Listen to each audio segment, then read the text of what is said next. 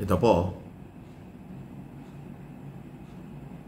yan, babasahin ko sa inyo yung pong statement ni dating Chief of Staff at dating Chairman of the Board na si Retired General Dionisio Santiago. Matagal po yung Chief of Staff ng ating sandatahang lakas ng bansa at dati rin Chairman ng Dangerous Drug Board, naging Director General din ng Philippine Drug Enforcement Agency. Ibig sabihin, veteranong sundalo at meron hong prinsipyo. Ito ay inilabas niyang statement matapos nga po yung panawagan ng dating Pangulo na mag-withdraw ng support daw sa kasalukuyang administrasyon. Eto ang sagot niya. Babasahin natin dahan-dahan para lalo niyo maintindihan. Anong mapapala namin? Will it help the country kung madadamay pa kami sa gulo? Yan po yung reaksyon ni General Dionisio. Okay? Na nagsilbi nga pong gabinete, AFP Chief of Staff at iba pa. Okay? Sa issue ho na may kaugnayan at panawagan nga po ng dating Pangulong Duterte kay Pangulong Ferdinand Marcos Sr. Matatanda nga pong umapila ang mga Duterte sa militar o tinatawag niyang fracture governance. Ito rohong Bongbong Marcos administration o President Bongbong Marcos. Ang sinasabi dito ni Santiago, sigurado ba tayo na pag ang military ang nag-take over, we can run the government better? Yan ang sinasabi. Wala tayong assurance noon. Masyadong malaking gamble yan. Maghintay tayo ng eleksyon ayon kay General Santiago na ito po ay magsalita officially matapos nga hong hikayatin ang mga militar. Sinabi pa ni General Santiago na hindi maaaring tumalima ang military tumalima ang military kay Duterte dahil lang anya, okay? Ayan, ito malinaw. Dahil lang anya, tinaasan nito ang sweldo ng mga sundalo, pulis. Ano ba yan? Iginit pa ng dating general. Na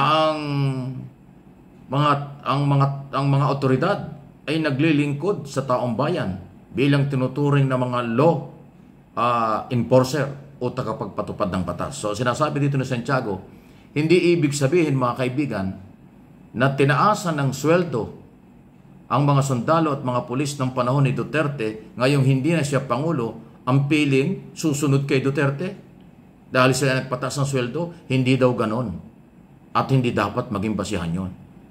Nananatili, ang dapat gawin ng ating mga sundalo ay sumunod sa ating saligang batas, chain of command at commander-in-chief. Sino yon? Si Pangulong Marcos Jr. ngayon.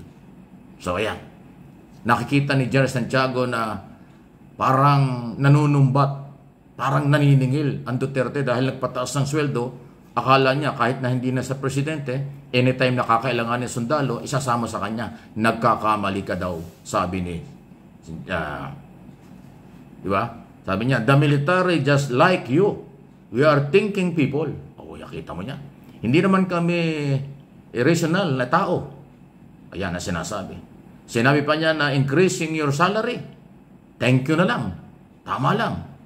Pero hindi ibig sabihin niya na gamitin para ang mga sundalo ay mahikayat. Yun anyang pagpapataas ng benepisyo at ng sweldo ng sundalo at kapulisan ng isang Pangulo. Yan ay isang gawain ng kahit na sinong Pangulo na kung kaya ay bigyan ng pagrespeto at tulungan ang mga kawal ng pamahalaan. Ayan ang sinasabi. Hindi anya pwedeng dahil merong kayong nagawa para sa mga sundalo, pagdating ng araw at kakailanganin yung sundalo, isusumbat nyo at sasabihin nyo na binigyan kayo, dapat sumama. Hindi po ganon ang sundalo ayon kay Dionisio Santiago. Ayan. Bagamat aminado anya na may kasapi pa rin ng military na ilang taga-suporta ni Duterte, pero sinabi ni Santiago na tanging ang mandato, tanging ang mandato ng konstitusyon ay susundin ng mga aktibong opisyal at militar. Meron daw siyang nakausap na mga high-ranking military. At sabi, basta kami ay sa konstitusyon, wala kayong magagawa sa military kapag sinabing ang konstitusyon or mandate sa constitutional mandate ang susundin ng yung commander-in-chief. Yun ang sinasabi. Okay? So yan, malinaw yan. Kung yung naintindihan ng mga paliwanag, English-Tagalog po ito, pero tinatagalog ko na para na malinaw po na inyong maintindihan.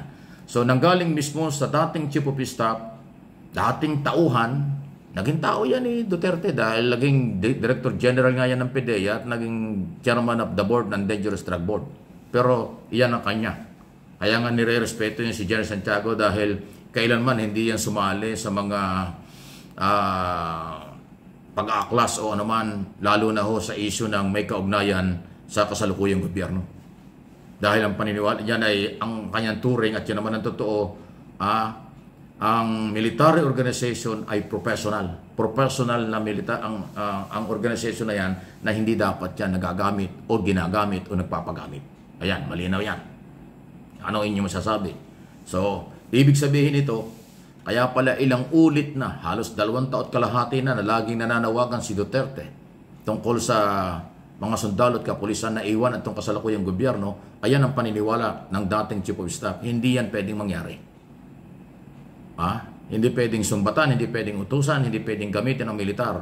Ang militar ay tapat sa ating saligang batas at sa Commander-in-Chief kung sino ang Commander-in-Chief ngayon. In other words, hindi na pwedeng mangyari.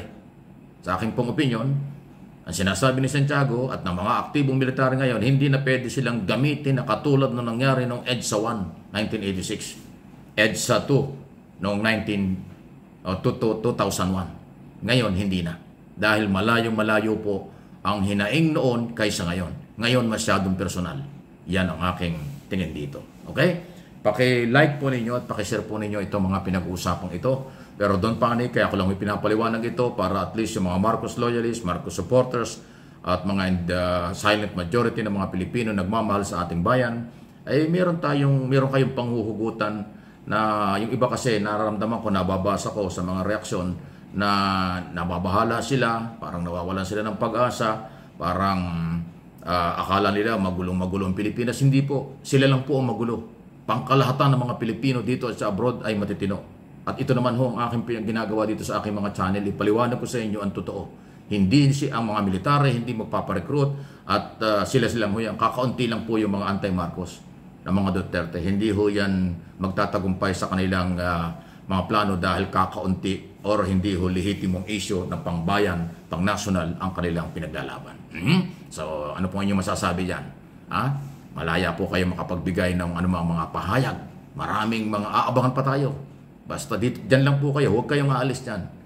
Mag-subscribe po kayo sa aking mga channel at tayo po'y magkakasama-sama para ho sa mga development sa ating bansa. Pagmamahal, malasakit, panindigan natin ang bansang ito.